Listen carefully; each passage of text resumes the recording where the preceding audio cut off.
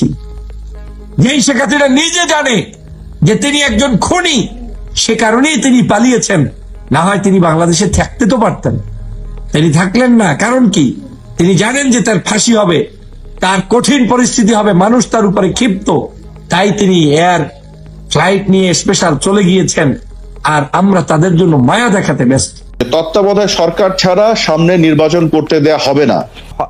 আচ্ছা, যাই হোক, আমি যেটি বলতে চাইছিলাম যে আপনি এটিকে শুনেন নাই, মানে তার মানে যে কখনো হয় নাই ব্যাপারটা সেরকম না, ঠিক আছে, কিন্তু আপনি বলতে চাইছেন ঘটে যেটা আপনি শুনেন নাই হয়তো।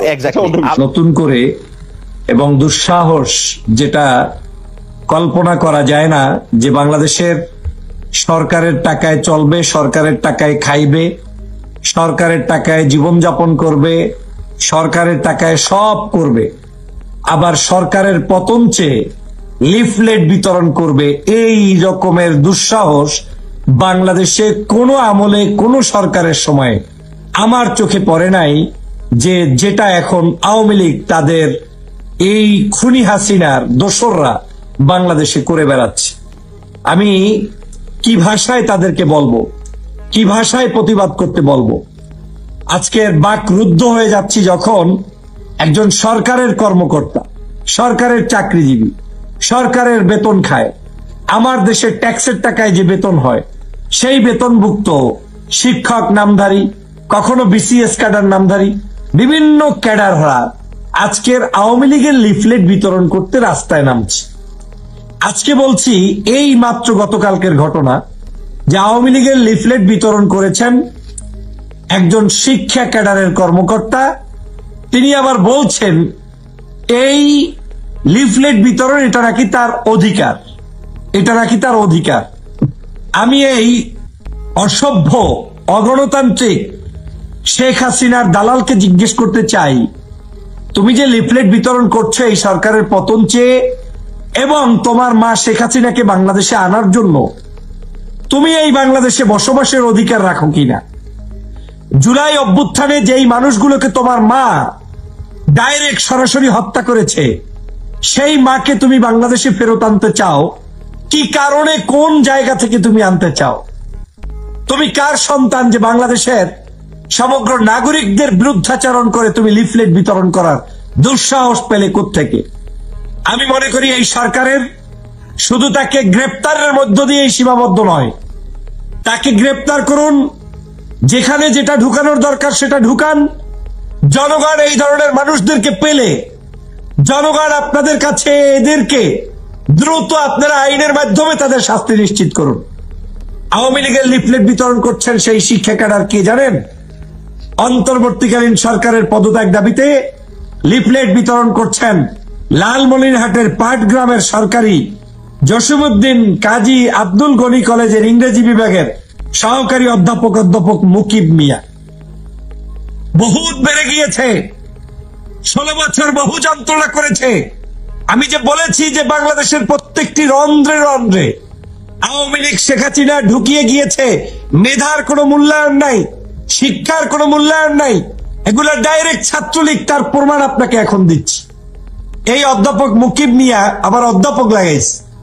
শনিবার 1 ফেব্রুয়ারি সকালে জাতীয় প্রেস ক্লাবের সামনে অন্তর্বর্তী সরকারের পদত্যাগ দাবিতে আওয়ামী লীগের লিফলেট বিতরণ করেন। ইংরেজি বিভাগের সহকারী অধ্যাপক মুকিব মিয়া বিসিএস শিক্ষা ক্যাডারের 31তম ব্যাচের কর্মকর্তা। ঢাকা বিশ্ববিদ্যালয়ের প্রাক্তন শিক্ষার্থী মুকিব মিয়া ছাত্রলীগের সোহাগ নাজমুল কমিটির গণ শিক্ষা বিষয়ক সম্পাদক। পেয়েছেন তো যে কোন আওয়ামী লীগ বিশ্ববিদ্যালয়ের গণশিক্ষা কার্যক্রম বিভাগের সম্পাদক হয়েছে 31তম ব্যাচের কর্মকর্তা, এবং তিনি এই মুকিব মিয়া শিক্ষা ক্যাডারের যুক্ত হয়ে তারপরে এখন শিক্ষা ধ্বংস করছে। মুকিব মিয়া ফেসবুকে লিফলেট বিতরণের ছবি পোস্ট করেন।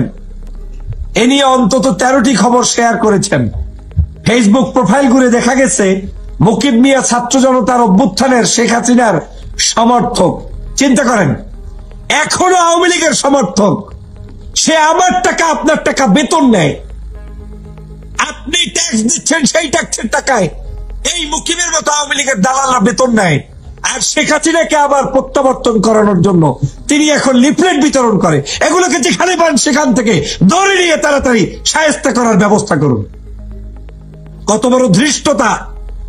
একজন খুনি হাসিনাকে আবার টাকা দিয়ে বেতন দিচ্ছি, পিচাসগুলো এখন আবার এই শেখ হাসিনাকে বাংলাদেশে ফেরত আনার জন্য ষড়যন্ত্রে লিপ্ত রয়েছে। তিনি বলছেন গত 27 মার্চ প্রোফাইল ছবি হিসেবে আপলোড করা শেখ হাসিনার ছবিতে লেখা বিজয় আসবেই। চাকরিবিধি সামাজিক যোগাযোগ মাধ্যম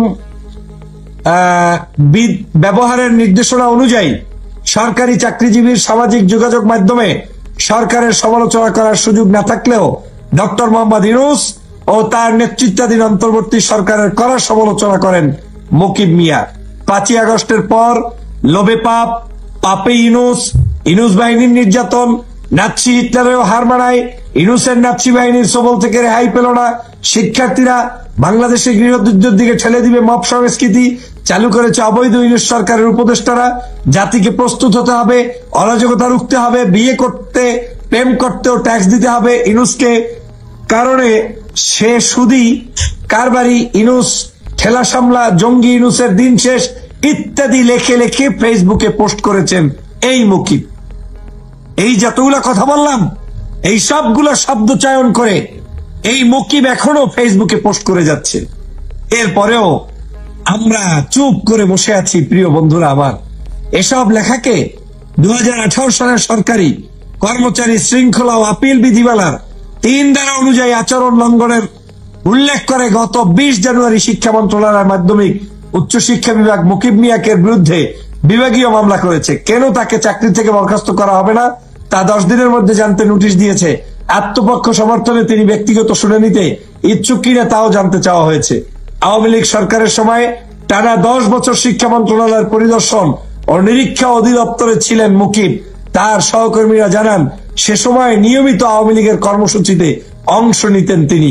সরকারি কর্মচারী আচরণ বিধিমালা 1979 এর 25(1) ধারায় বলা হয়েছে সরকারি কর্মচারী কোন রাজনৈতিক দলের কোন অঙ্গ সংগঠনের সদস্য হতে অথবা অন্য যে কোনো ভাবে যুক্ত হতে পারবে না, অথবা বাংলাদেশ বা বিদেশে কোনো রাজনৈতিক কর্মকাণ্ডে অংশগ্রহণ করতে বা কোনো প্রকার সহায়তা করতে পারবে না। এই ধারা লঙ্ঘনের শাস্তি চাকরিচ্যুতি। কিন্তু আওয়ামী লীগের পতনের পর দলটির কর্মসূচিতে অংশ নিচ্ছেন মুকিব। এই কর্মকর্তাকে গত 6 অক্টোবর নিরীক্ষা অধিদপ্তর থেকে হবিগঞ্জ সরকারি মহিলা কলেজে বদলি করা হয়। সেখানে তিনি কাজে যোগ দিয়ে একদিন চাকরি করেন বলে জানিয়েছেন অধ্যক্ষ মোহাম্মদ হারুন মিয়া। পরে 21 অক্টোবর তাকে লালমনিরহাটে পাটগ্রামে বদলি করা হয়। জসিমউদ্দিন কাজী আব্দুল গনি কলেজের অধ্যক্ষ মোহাম্মদ হাবিবুর রহমান বলেন, মুকিব মিয়া গত 3.5 মাসে একবারও আসেননি। তিনি অনলাইনে যোগদানের আবেদন করেছিলেন, তা গ্রহণ করা হয়, কিন্তু তিনি যোগদানের হার্ড কপি জমা দেননি। সম্প্রতি তিনি 3 মাসের অসুস্থতাজনিত ছুটি চেয়ে আবেদন করেছেন, কিন্তু সঙ্গে চিকিৎসকের সুপারিশ, ব্যবস্থাপত্র, অসুস্থতার প্রমাণপত্র কিছুই দেননি। এরপরেও যোগাযোগ নেই। লিফলেট বিতরণ করে চাকরিবিধি লঙ্ঘন করেননি জানিয়ে মুকিব মিয়া বলেন, ডক্টর ইউনূস সংবিধান লঙ্ঘন করেছেন, এর প্রতিবাদ করেছি। আওয়ামী লীগও প্রতিবাদ করছে, তাই আওয়ামী লীগের লিফলেট আমার নেতৃত্বে বিতরণ করেছি। এতে চাকরিবিধি লঙ্ঘন হয়নি। আওয়ামী লীগ স্বাধীনতার নেতৃত্ব দিয়েছে, এ দলের লিফলেট বিতরণ করা আমার অধিকার। চাকরিতে যোগ না দেওয়ার বিষয়টি মুকিব মিয়া জানান, ছুটির আবেদন করেছি। কত হালালের ঘরের দুলাল এরা এখন বাংলাদেশকে এখন লুটে পুটে খাচ্ছে সমগ্র জায়গায়। এই আওয়ামী লীগের দালালগুলো এখন তিনি মনে করছেন মানে চাকরিতেও মনে হয় যেন আমাদেরকে চেপে ধরে তাকে রাখতে হবে। বদলি করছেন, উনি জয়েন করছে না। এক জায়গায় গিয়েছে জয়েন করে নাই, আরেক জায়গায় গিয়েছে ছুটির আবেদন করে বসে আছে, আরেক জায়গায় বলছে অসুস্থ। আর এই অসুস্থ লোক নাকি এখন প্রেস ক্লাবের সামনে লিফলেট বিতরণ করে আর বলে আওয়ামী লীগ দেশের স্বাধীনতা করছে, তাই তার সামনে তার লিফলেট বিতরণ করা তার ইমানি দায়িত্ব হয়ে গেছে, তার বেসিক দায়িত্ব হয়ে গেছে। এই ধান্দাবাজগুলো প্রত্যেকটি জায়গায়, প্রত্যেকটি অফিসে আদালতে এই আওয়ামী লীগের দালালরা বসে আছে। ওদেরকে যদি আপনারা দমন করতে না পারেন তাহলে স্বাধীনতা আমাদের এই যে বাংলাদেশের যে বিপ্লব হয়েছে 24-এর সেটা ভেস্তে যাবে। আপনারা নিশ্চয়ই দেখেছেন গতকালকে আরেকটা জায়গায় দেখলাম চট্টগ্রামে বিয়ে খাচ্ছে। ওরে আমোদ, ওরে প্রমোদ, ছেলের বিয়া, মেয়ের বিয়ে, অনুষ্ঠান, এমপি, সাবেক আত্মীয় স্বজন সব দাওয়াত পাচ্ছে, আসছে আপনার কি বলে ওই যে সাইদি সাহেবের ফাঁসি এবং যুদ্ধাপরাধীদের নামে মিথ্যা মামলা দিয়ে ফাঁসি দেওয়ার জন্য যে লোকটা নিজে স্বীকার করেছেন যে তিনি মামলা করেছেন, সেই নজিবুল বাশার মাইজবান্ডিরা আসবে, সেখানে যাবে, আর এই বাংলাদেশে আপনি স্বাধীনতা ভোগ করবেন। আপনি ভাবছেন যে একটু সামান্য বিয়ে অনুষ্ঠান, এটাই ক্ষতি কি হচ্ছে? না, ক্ষতি কিছুই হচ্ছে না। এই সামান্য বিয়ে অনুষ্ঠানটাই আজকে যারা করছে তারা গত 16 বছর বাংলাদেশের কোন মানুষকে সুস্থ শরীরে চলতে দেয় নাই। বিবাহ তো পরের কথা, বিএনপি জামাত শিবিরের ছেলেদের বিবাহ কিসের? জীবনই রক্ষা করতে পারত না। কিসের আনন্দ, কিসের ফুর্তি? বিবাহ করা মানুষগুলোকে আপনার জেলের মধ্যে বন্দী, তারপরে আয়না করে বন্দী।